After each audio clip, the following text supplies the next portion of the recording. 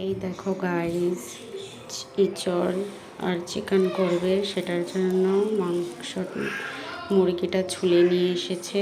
চিকেনটাকে কেটে নিব, হয়ে গেছে, ধোয়া হয়ে গেছে। এখন এটাতে লেবু আর নুন দিয়ে এটা মেখে রাখবো, যে থেকে এটার মধ্যে একটা গন্ধ আসে, সেই গন্ধটা চলে যাবে। কাটা হয়ে গেছে, এইখানে ইঁচড় কেটে নিয়েছি। মশলা, পেঁয়াজ কুচি, টমেটো কুচি, লঙ্কা বাটা, আদা বাটা, জিরে বাটা আর হয়েছে রসুন বাটা, সব কিছু বেটে নিয়েছি। তেল গরম হয়ে গেছে, এখন আলুগুলোটা ভাজা হয়ে গেছে।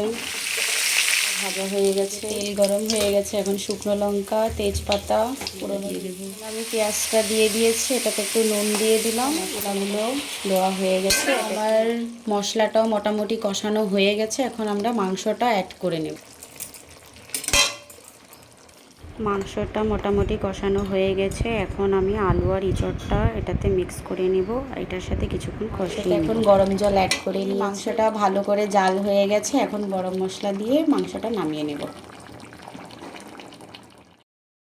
এখানে বাচ্চাদের জন্য লঙ্কা ছাড়া মাংস রান্না হয়েছে।